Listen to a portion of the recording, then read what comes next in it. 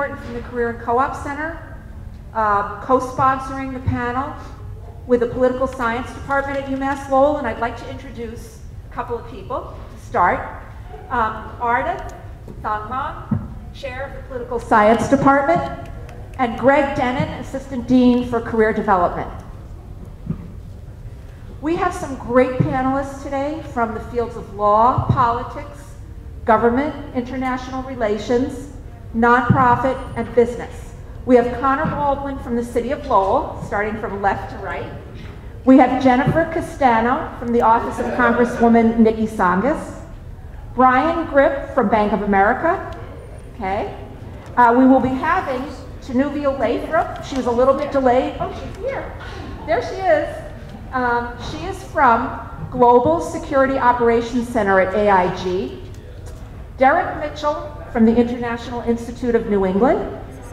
Jorge Ramirez from Mass Development. Lydia Assistant from Mill City Grows. And Patricia Attorney from Talty & Talty Law Firm and UMass Lowell. So let's start by we're going to go from left to right, and we'll start with Connor Baldwin. Good afternoon, everybody. My name is Connor Baldwin. I work for the City of Lowell, so I am the local government guy here today. Just to tell you a little bit about myself, I graduated from UMass Lowell in 2007 as my undergraduate degree, and then again in 2009 in the graduate program of Regional Economic and Social Development.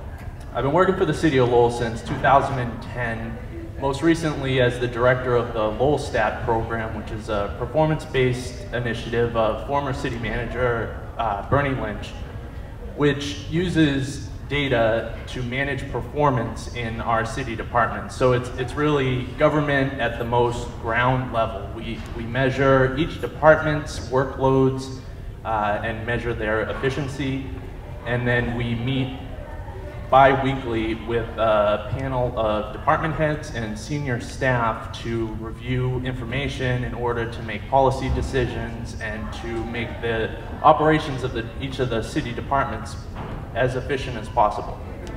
So the Lowell Stat program has been in existence since about 2009, 2010. Since then, we've been able to save the City of Lowell $1.6 million.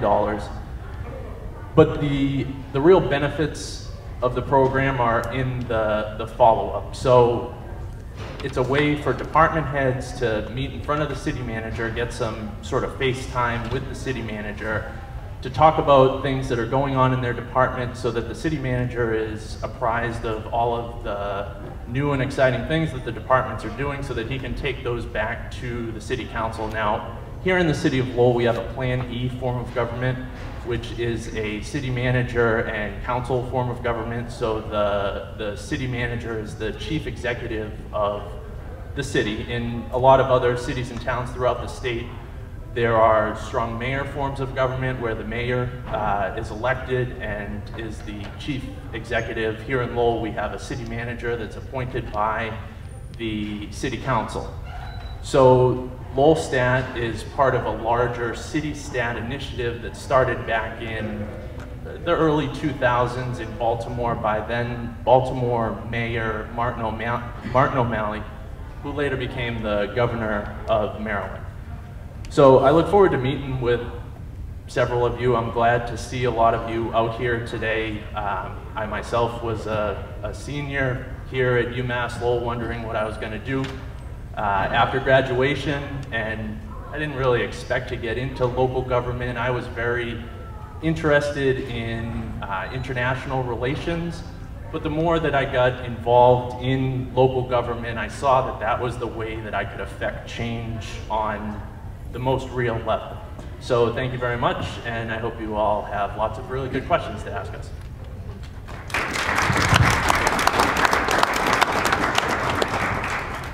Good afternoon, everyone. My name is Jennifer Castano, and I am here representing the Office of Congresswoman Nikki Tsongas. So I actually graduated, just to tell you a little bit about myself, I graduated in fall 2012 with my criminal justice concentration in Homeland Security from UMass Lowell, and I enrolled in the +1 Peace and Conflict Studies program. So I just finished with my graduate degree fall 2013. I'm still very involved with the university, so I will be walking this May. And currently I work on a part-time basis at the office of Congresswoman Nikki Tsongas. So the reason that I became involved with that was because of my background. I was born here in the United States, but I grew up in Colombia. And I came at the age of 9. So ever since a young age, I've always been very interested in the topic of immigration. So when I started my graduate degree here, I really focused my studies on immigration, and I had the opportunity to do an internship at the office of Congresswoman Nikki Tsongas. And at the end of the internship, I actually got a job offer. And I was thrilled just because I was focusing specifically on immigration. So at the office, what I do specifically is I meet with constituents that have any issues with the federal government or questions about immigration. I contact the United States and Immigration Services and the Department of State. So those are the two main agencies that I am on contact with, whenever I am in the office. And it just has been a wonderful learning experience, and even through my studies, just to be able to sort of work with constituents, learn, and really be able to help. It's one of those things that I can go home and know that I did the best that I could to impact someone's life. So I am definitely looking forward to any questions that any of you may have, and best of luck.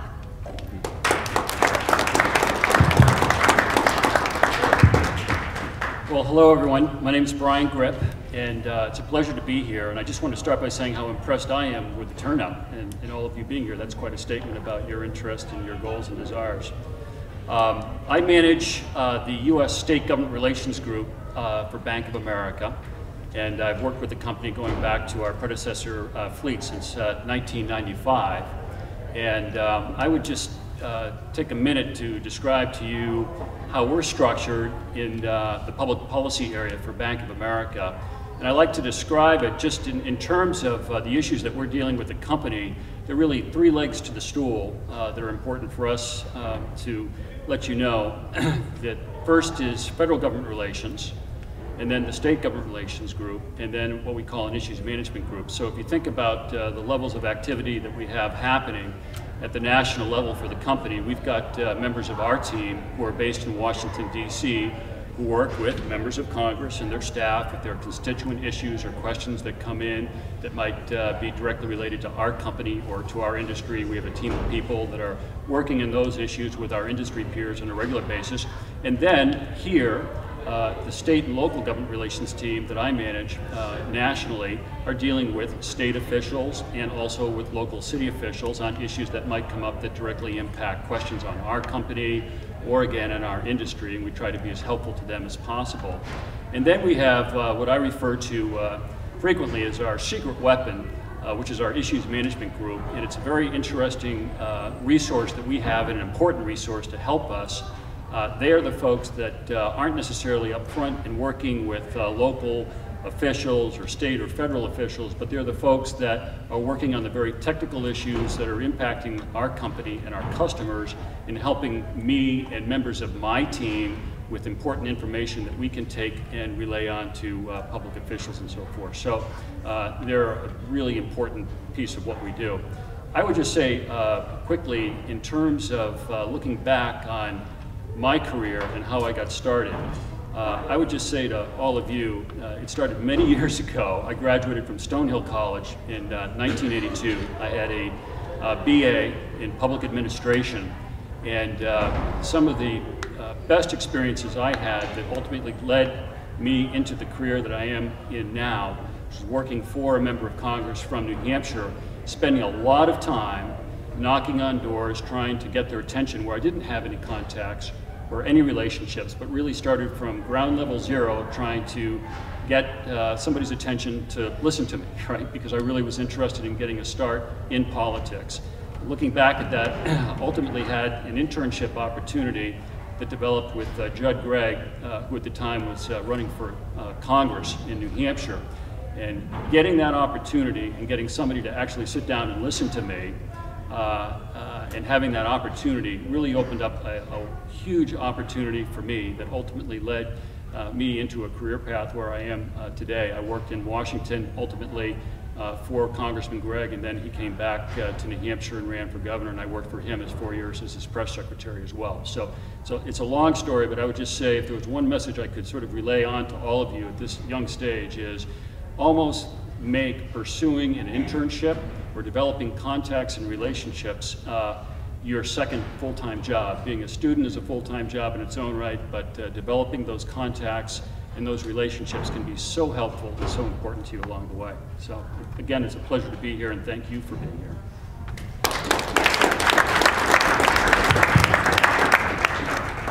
Hi, does this work? Can you hear me? Okay. My name is Tristan Lathrop. I apologize for jumping in late. My bus broke down en route from New York, but I want to show you I think your time is valuable, whether you're students or not, whether you're getting credit for being here for class or not. I remember being a student, and time is kind of precious, so especially as a senior.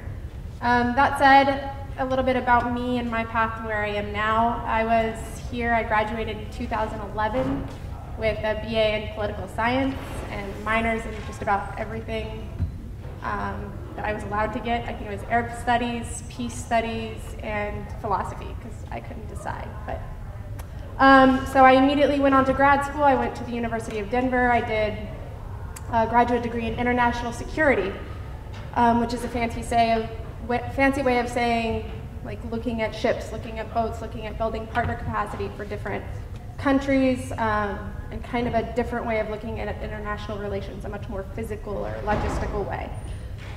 Loved it, loved the studies, loved undergrad, loved graduate school, kept wanting to do things like that. I really thought I was going to end up at the DoD. I thought I was going to be a Defense Department public servant for my entire life. Sequestration kind of changed that.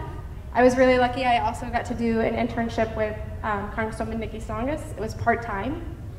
I got to do a fellowship at the DoD. It was full-time. Neither of these paid any money. I don't know if any of you have done free internships. I strongly suggest looking for paid ones. Or if it comes with the word fellowship. When you get to an employer's office, a lot of the time they'll look at that and they'll say, oh, you have a bachelor's degree with 0 years of experience, but you have 4 full-time internships where you did pretty high-level stuff. And they say, well, that's not 12 months of work. That's an internship. We don't really care about that.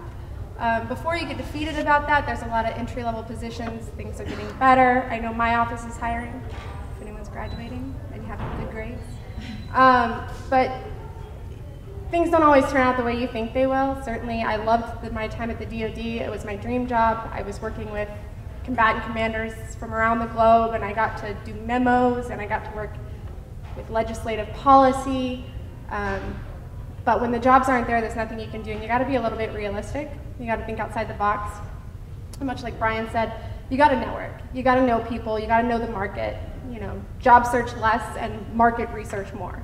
So for me, I had to look at what kind of international security opportunities there were on the private side. Private sector is doing okay. It's bouncing back. So I came to AIG through a friend of a friend who heard that I did international security and knew that I loved travel and I loved all these different things. So I didn't apply for the job. I didn't see it on the internet. Somebody saw my resume from somebody else and brought me in for an interview, and then they sold me the position. They told me how great it was and why I should take it. So if you network, if you like people, if you like talking to people, and even if you don't, start. You know, if you have an opportunity to help someone, help them. They might be able to help you in the future. It doesn't really matter, but that's how things get done. And really do your research, know what you love to do. Because when you get in there and do your interview, you have to be able to tell a story. You can't just say, I want a paycheck, or I want a promotion, or they don't care. You have to say, I love travel. And this is why I did model UNs, and I went to 12 different countries in 1 year, and it was the best time of my life, and if I could just research countries every day for the rest of my life, I'd be happy. And they'll say, oh, I did model UN too, that's great, let's talk more. So have a story, have a market, and have a network. At AIG, what I do now on any given day really depends on what's happening in the world. We have two different offices. We have one that focuses on travel insurance. So people from Japan want to travel. Well, they buy insurance through us. They decide, maybe it's a Chinese company, goes and decides to go to South Sudan. Okay, South Sudan collapses. There's an internal crisis. Well, suddenly there's 100 Chinese people who would like to get out of South Sudan pretty quickly. So what my company then does is work with different vendors, go ahead, find and charter an airplane, find the logistics of security on the ground, get them out of South Sudan, get them back home to where they want to be, and then go from there. My office deals solely with AIG staff and executive travel. We also deal with our facilities. We have AIG facilities in pretty much every country, with the exception of a couple that are really high risk. But we look at, every day we look at whether there's going to be a protest, whether there's going to be different tactics that might endanger our employees, how we're going to get our employees out if they are in danger. If somebody this week wanted to go to the DRC, the Democratic Republic of the Congo, I have to do a research report on the Democratic Republic. So I would use all open source and some private source information. I'd use geospatial mapping for routes to get them in, routes to get them out. If something bad happens, I'd look at things on the ground, and I'd talk to any friends that I had in the area. So those are the kind of reports that I do in my job. It's very similar to what I do in the public sector, but for the private sector.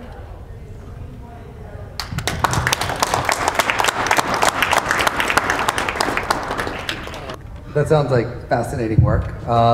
You guys should all apply for AIG work. So my name is Derek Mitchell. I'll tell you very briefly about how I got to the role I'm in now, and then I'll talk a little about what that looks like in case it's work that maybe you're interested in. When I was your age, I certainly had no idea what I wanted to do, so you guys are already many steps ahead of me. I graduated from college and I went into the Peace Corps, and for me that's exactly what I wanted to do, but I didn't know what to do after the Peace Corps. When I came back home, after having lived in a small village without running water or electricity, it was a very great experience, but it made me realize how much work there is to do here stateside too, and so it seemed like a natural fit to get involved with the nonprofit sector. My work started at UTEC. UTEC is a large youth-serving agency here in Lowell.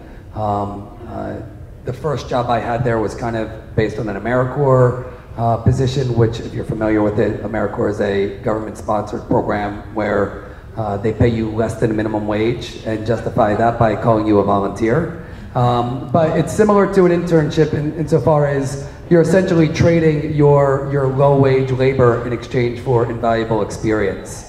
And as your first job, I think it's the best job you can have, and that would almost be my pitch for working in the nonprofit sector more generally, is that because our sector is so under-resourced, you find that you get to do a lot of things that are above your pay grade. You get in positions where you get to be involved in many different positions. You get to wear many different hats. For some people, that's not that appealing. For lots of folks, though, that's thrilling. It's the best way to learn is by doing, and specifically in the nonprofit world, the learning is in the process of helping others. You get to learn a lot of skills and also be engaged in your community and help your community to prosper as well.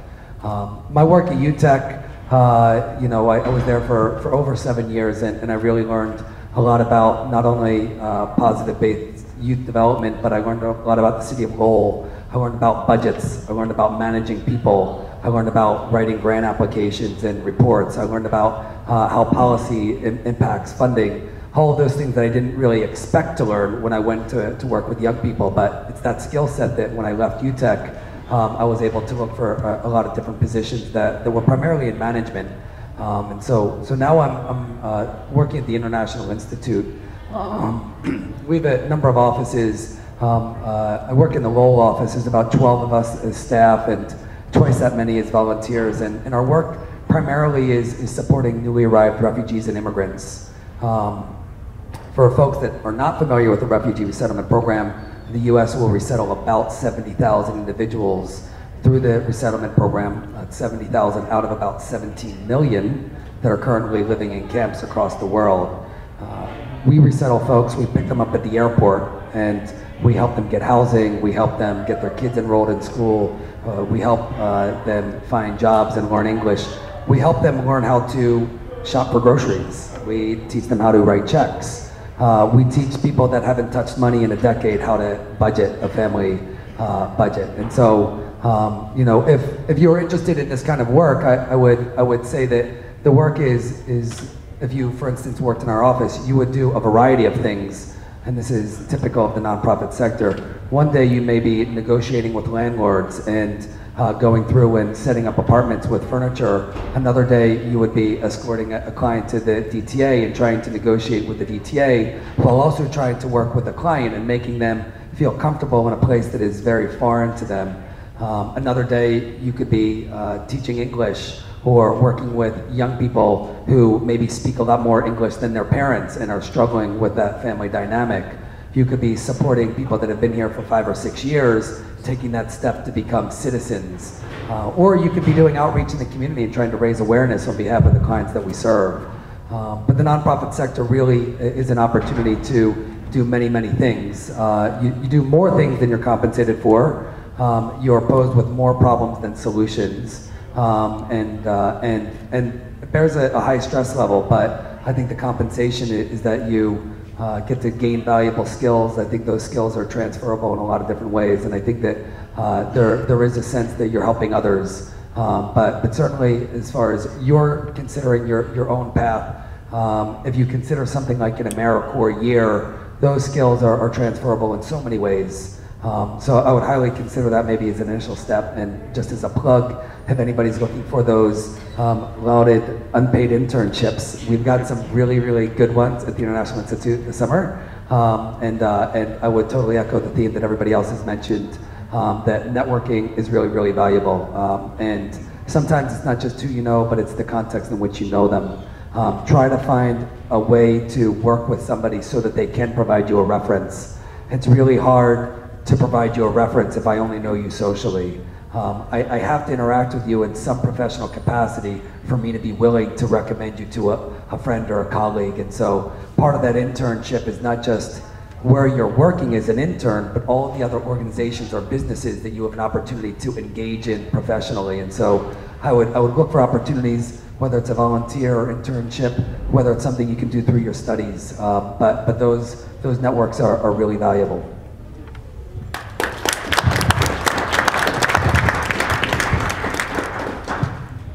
Derek. Pretty interesting stories. I'm not sure that mine is all that exciting. So my name is Jorge Ramirez, and I was born in South America, Colombia. And I share that with my panelists, Jennifer, who we just found out we're both from the same neighborhood in South America, so it's a small world. So thank you for having me. I sat where you're sitting about 27 years ago and never thought I would be back here, but here I am, and I'm happy to be back here. I also want to welcome especially all the international students that are here. As an international student who came and stayed, I hope you guys come and stay. The education's great, the culture's great, it's a great country. So I was sitting in class at Lowell High School when I was a junior. And as I was sitting there trying to figure out what I was going to have for lunch, through the loudspeaker, I heard the principal at Lowell High School announce the 2 winners of the government representatives for the school. And lo and behold, my name was announced. So after I picked myself up off the floor, I didn't know what that meant, and we had to go down to the principal's office and go down there and see them. So I was voted one of the most popular guys to go and represent the school at the State House. So I thought that was interesting. I found out later that a friend of mine, as a joke, put my name in. So I went down to the State House as a senior, because it was that following spring, and we sat in the seats where the state representatives and senators sat. And we got a day of making laws, and I was wide-eyed and could not believe you know, what a great opportunity this was, and it was exciting. And so I matriculated here at the University of Lowell, and I decided to start getting involved in politics and campaigns, and was involved in many of them. I did my first internship for State Senator Paul Sheehy, who recently passed, but he was a fantastic guy.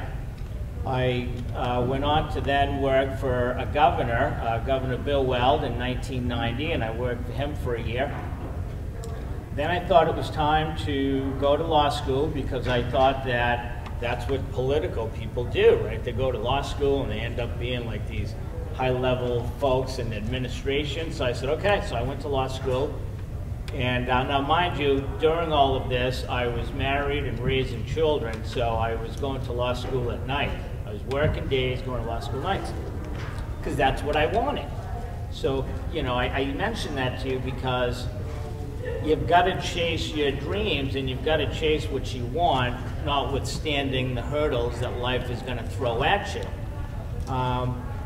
So I went to law school, got out of law school, and opened up a law office. And I practiced law here in the city for 7 years, and I enjoyed it very much. And I thought, boy, it's time for me to like put my money where my mouth is, and I ran for office. And I ran for office for the city council, and I didn't get in. And then I ran 2 years later, and I did get in. And I was proud to be the first Hispanic ever elected to office here in the city of Lowell. So it kind of checked off the box, right? Kept going. Practiced law, serving on the council, and I got a call one day from a fellow by the name of Deval Patrick. And he said, hey, I'm running for governor. And I said, this is awful to say, but I said, that's great, good luck to you, I'm a busy guy. And my wife embarrassed me one day, and she said, you know, he's called you a couple of times, you ought to call him back. You really ought to have a conversation with him. So I did, and I was happy I did. Terrific guy, had a great message, and was the right guy for Massachusetts, and continues to be. And so he asked me to join the campaign, and he asked me to be a volunteer. And what he did is he sent me, as I was a surrogate, so if he had to give a speech, he'd send me somewhere else to give a speech.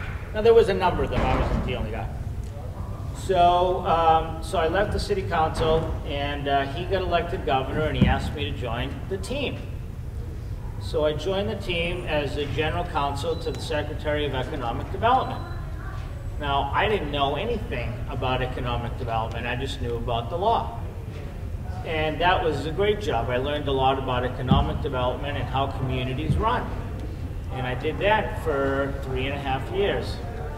And then the opportunity, another opportunity came up to run an old Army base. Now, Army bases in Massachusetts have been closed periodically over the years, just due to finances and a number of other things.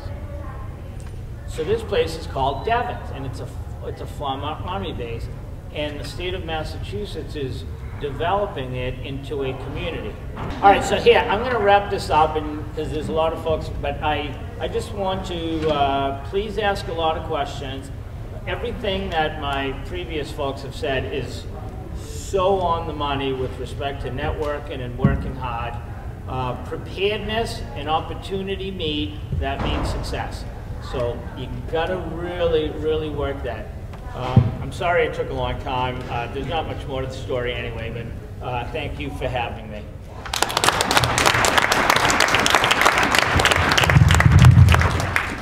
Sorry. My name is Lydia Assistant, and I'm co-founder and director of Mill City Grows, also a nonprofit in the city of Lowell. And I never thought I would be in the nonprofit industry. I actually started farming in college and studied environmental studies, and I was fascinated with social movements around food, which led me to a career of apprenticeships and farming. And then after living in Lowell for a few years, I realized that there's no urban agriculture in the city. I want to do something about that. And so I met a wonderful woman, and we started Mill City Grows about 3 years ago. And it's been pretty incredible because I get to do a number of things. As Derek said, there's no end, and I also get to wear a t-shirt every day, which is so great. Sometimes I have to dress up. But you know, anywhere from building gardens to writing grants to meeting with the city manager and city council members to talk about how we can change policy in the community. I get to do that every day of my job, which is incredible. And I will keep it short because I know we're running short on time, but I think that the biggest thing that I gained in my process of job searching and career searching, and I don't think it ever ends, by the way, I think everyone on this panel has probably had many, many jobs and will continue to search for new opportunities, but is an apprenticeship. So there are very few careers now that have internships and apprenticeships where you actually are learning skills, and I think that there are some skills here at this table where apprenticeships are really important. I got to be an apprentice at a farm and learn from somebody who had been doing this for so many years, and I think there's no replacement for that. So finding opportunities to learn from people who've been doing things for a very long time, and also being able to bring your innovative and youthful perspective to things, I think is really great. So I'm a pretty young woman, and I've been able to start an organization, and having that opportunity has been incredible because of people who have supported me and shown me how to do things. So apprenticeships are wonderful. I think it's really hard when you're not getting paid, but it is a good opportunity. And the other thing I'll say is during college, I always did work study or internships and summer internships, and I think that those are extremely, extremely important ways to also gain skills. We're also hiring interns if you want to farm and run markets this summer. Very different, but please apply. And then the other thing I will say is I get to connect with UMass Lowell students so much through my job. We get so many people who get to volunteer and come out and see us in so many classes that ask us to come in and talk about food justice. But make your projects, make them about what you're passionate about. I was lucky enough to do my master's here in regional economic and social development, and looking at my professor John Wooding over there, who let me kind of just run with things that I was interested in. So I was very interested in the food system here in Lowell, and every paper I had to write, whether it was about the national level of food system, I got to tie it back to something that I was passionate about. And so I would just say that's another opportunity to bring more experience, and so that you can sit in an interview and talk about what you're passionate about and have a ton of information to give that person. It's a really exciting time. I wish you all luck, and I will stop here because I know that we're short on time.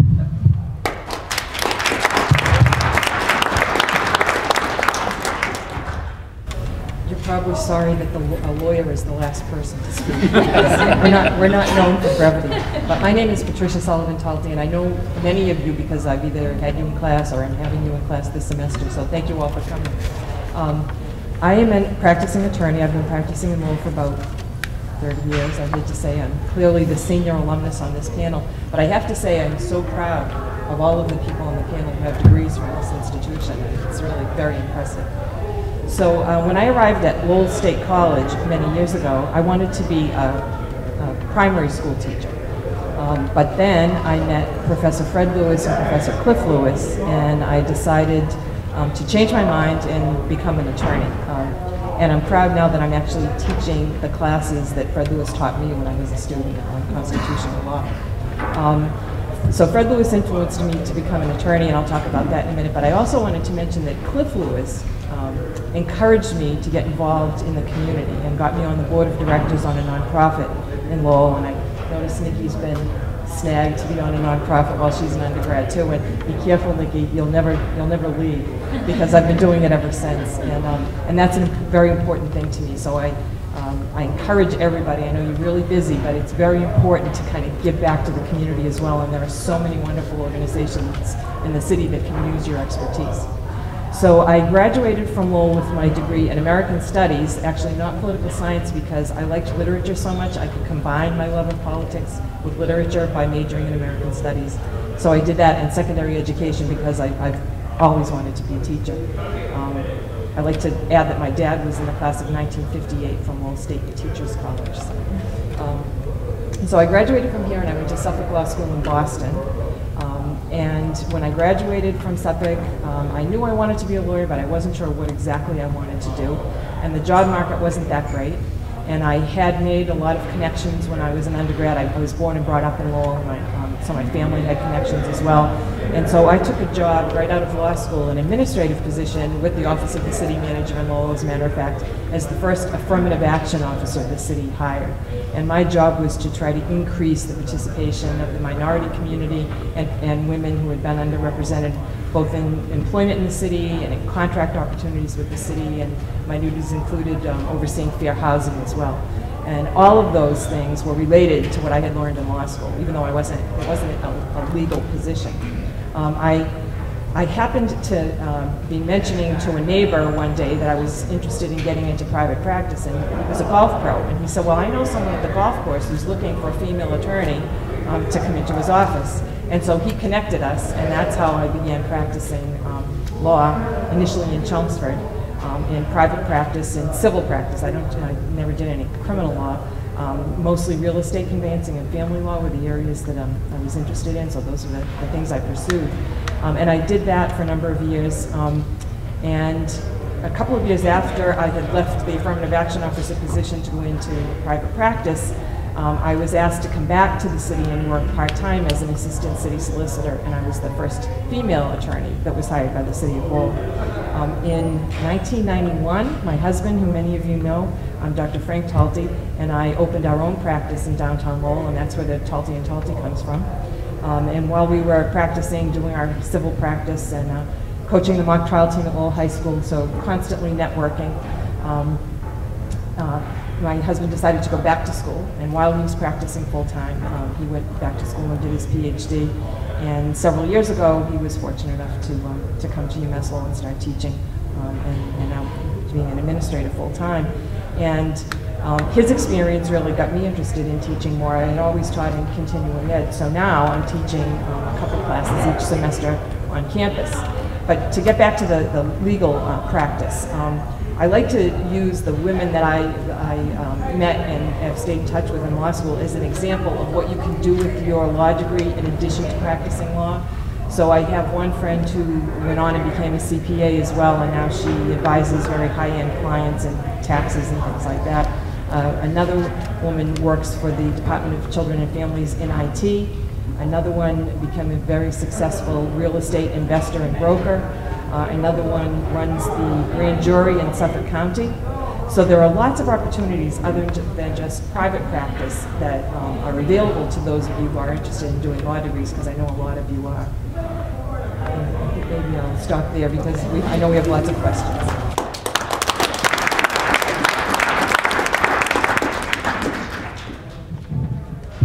Thank you very much to the panelists. That was great. And now we'd like to change it up a little bit and have some questions from the audience. Any question you have, you could address to one panelist, a couple of panelists, all the panelists. So, any questions? Yes.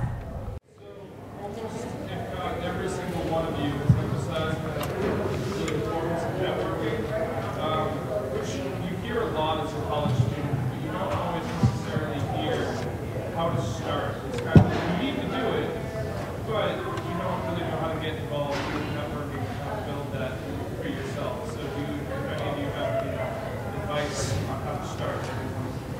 Okay, I don't know if everybody heard that, but he said you hear a lot about getting started, internships, etc., but how do you actually do it? Networking. Sorry, networking.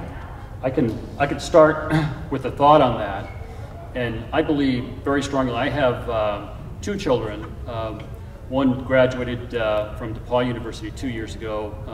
My daughter is a junior at Marist College, and I will share with you the same advice that I've shared with them, and that is to really start with getting to know through your Office of Alumni Affairs, in your Career Development Office. Really go in and spend the time to understand where alumni are, where alumni may have offered to the school to help network and develop relationships. Don't be shy about going in and letting them know that you're really interested, even if you don't even have a clue at this point. And frankly, when I was at your stage, when I was in school, I didn't have a clue, right? But I think you have to start somewhere, And I think even if it's just to simply request that an alum who may be in a field that you might be interested in, they may not even have a job, but really make it your duty to yourself to sit down and have a conversation with them. Ask them to do that and start the process. You really have to start somewhere, and you'll be amazed. Once you start that process, you have to force yourself to do it sometimes, right?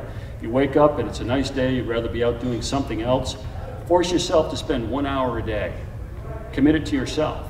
Open up those doors and make those relationships start to happen, and the more you do it, you'll be amazed at the circle, the sort of the connections that begin to happen that you didn't even think about, right, that might exist. They may know somebody that is in your family, they may know somebody, you know, could be a friend. Doors begin to open up that way. I think that's a good way to start. Go ahead, I'm sorry. Sorry, I didn't catch your name. What's your name? Kyle. Hi, I'm Genevieve. We're both, you know, UMass Lowell people. That's about it. I usually creep people on LinkedIn. I reach out to alums in my field. I look at jobs that look nice to me, and I say, you know, the other day I reached out to an alum who's at the UN, and I said, hi, I am on this SCAD roster. I have no clue what it is. And he's like, I don't know either, but let's meet for coffee and we'll talk about it. And we ended up having a great time, and it turned out there were ways I could help him. I have a card. I'm an alum. I'm happy to help. I'm happy to get to know students. That's kind of the way to start. And then tell them who you are. Tell them what you like. Find out who they are, what they like. And eventually you'll just start to kind of build on that over time. Go to alumni things, go to panels like this, and don't be afraid, like you did, to ask the question. I think that's the biggest thing that's helped me get in network. George, you wanted to say something? Sure. So, not to put you on the spot, but are you on Facebook? Yeah. And how many contacts do you have on Facebook? Between 100 and Okay, so there's 200. Are you on Twitter? not really. Are you on, so my point is that I've had this conversation with one of my kids recently, and they asked the same question. And when I went down the line of Facebook and Twitter, they had like hundreds of contacts. And I'm like, you're asking me? I'm on LinkedIn and a few others, and I only have like a few. You've got hundreds, and you're asking me for advice on networking? So I guess it's a generational thing where you've been doing it. I think that you got to blend that in with a little actual physical networking, and that's what this is. So if I were you, I would start very organically, wherever your town is, wherever you live. Attend these things. Go and physically shake somebody's hand, sit down, because you get to know these people, and be careful, because you never know who you're talking to, and I think that everybody here will agree. You never ever know who you're talking to. You can judge somebody by the way they're dressed or what they're saying, and then you find out later that they're either the CEO or the brother of one or something, and you're like, oh my goodness. So you really diplomacy, and just get out there and meet people organically, and it's going to happen for you. I have a really quick thing to add too, sorry. And actually it's to build off of yours, but I think so many of your professors are extremely connected, and connected via nonprofit boards or community that they're engaged with, and I would also start with them. I know a lot of my professors introduced me to people that I needed to talk to and that have helped me create relationships. So start by finding somebody that you find really interesting and having them introduce you to friends as well. And I think the nonprofit board thing is huge, not just because we all need you, but also because it's an incredible network of people, and there are so many nonprofit events in this community. You'll meet like every person in this town if you start going to them. And I was also going to suggest that you get involved on campus. I know that made a big difference to me. I was involved in student government and in lots of organizations on campus. My best networking connection, though, was with my husband, who was also in student government. That's how we met. But networking in student government and other campus activities with other students, and then meeting administrators, and then connecting with alumni as well is really important. And there are lots of opportunities to do that on campus. So I would encourage you to try to do that. Also, yes, and that's actually really how, I'm sorry, that's really how I landed, working with the Office of Congresswoman Nikki Tsongas. I reached out, my professors, definitely great tool, talked to them about my passion, what I wanted to do. I love traveling, my international background. I knew that I wanted to do something with migration. Talked to them about it. They told me about this, amazing opportunity. And then, yes, it was unpaid, but then from there, I've been able to meet so many people, and that's how the connections grow. So really reaching out and listening to what you really want to do, what truly calls your name. And you want to go home at the end of the day feeling like you did something great. And I think that people generally, they want to help you. So just an email. Maybe they will respond, maybe they won't, but you have nothing to lose. So definitely use the networks, use your professors, university, other students. Just call out and ask for help, and you'd be surprised how many people will be answering. Thank you. Do you want to add to that? Sure. Just one thing. I think to demystifize the whole idea of networking. In my experience, most of the best networking happens when you're not actually networking. The idea that you need to talk to strangers is a misnomer. I think that we take for granted how many people are in our social network. Those closest to home are likely the best sources to start with. Obviously, your parents, right? If you don't like what your parents do for work, see if they've got a friend that they bowl with, right? What does your uncle do for work, right? Does your neighbor have a cool job?